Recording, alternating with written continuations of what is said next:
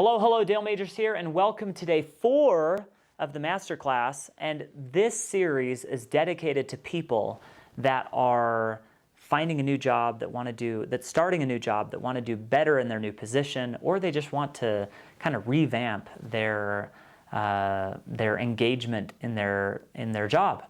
So I'm really acting as if you're like my best friend, and I really am trying to give you everything that I've learned from consulting over the last while. And so there you go. I'm excited to be here with you. And today we're going to talk about a blue card exercise, organization, and just having a good personal system. And I'd love to hear how in the comments, like if you say, nope, I'm already that organized, or man, this really blew my mind. Because I don't know, maybe you're already that organized or more, and you can share with me in the comments. Okay, so when you're in a business, I want to talk about clearly communicating and clearly accepting commitments. So when you're in a business, there are agreements that are tossed around all over the place. Hey, Dale, will you do this? Hey, can somebody make this happen? Hey, can this happen? And if you've been in the workforce long enough, you also know that many of those things, and it depends on the company culture, a lot of that stuff doesn't get done, or is not the deadlines aren't met, or people say, well, I thought we asked him to do it and we didn't know. So one of the exercises that I share to make that simple is, I call it the blue card exercise. So 8 years ago, I started this new spin-off business of an existing business we had. Long story short, we closed in a year, and I was left with 8,000 business cards. I went into it with a lot of faith. I came out of it with a lot of business cards.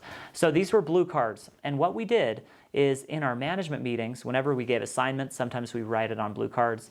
And I did an exercise called the blue card exercise, where when I said, one of my employees was Bruce, for example, my brother, said, Bruce, I want you to do this for me. We physically exchanged a card, and in order for that card to be exchanged, the person on the receiving end needed to be very clear about what it was. So I'd say, Bruce, can you update the website? And he'd say, update the website? Great, Dale, when do you want it done? I want it done on this date. Okay, so you want me to update the website by this date?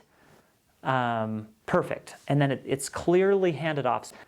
You're physically handing off this task to them, and there's an exchange instead of, hey, Bruce, can you update the website? Oh yeah, I got that for you. And there's no due date that's been talked about. There's no further clarification. And we say, well, did Bruce actually get assigned to the website? I don't know. So this may sound overly simple, but if you've worked long enough, then you know that if any time anyone ever asked another person to do something, they physically changed a real commitment like that included a time for completion.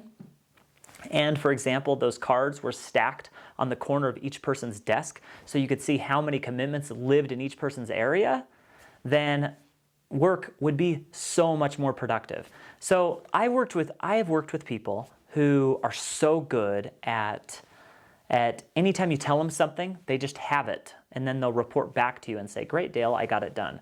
And then there's others who you almost couldn't even shove the blue card in their pocket and have it stick. It'd be like, nope, not doing it. Okay, I'm going to be involved in all the decisions, but I'm not going to do anything, right?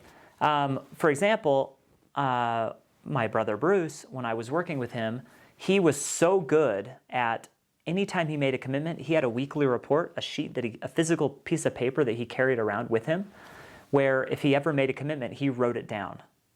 And so you would never worry about assigning something to him, because he would always just make it happen. You didn't have to track him very carefully. And then there were other people that I worked with that I had to write it down on my end to make sure to follow up again and again and again. So you want to have a personal system, and that's what we're going to talk about. And you're going to be so much easier to manage if anytime you commit to anything, you keep it in your personal system. All right, so for my system, I use a piece of software called Trello. And Trello is a free app that you can download. I'll include a link in the description. And I'll also include a Trello training video that I made to help you learn how it works and how I use it. You want to be the guy or girl that people trust. You want to be the person that if they give you something, that they know that it's in your system.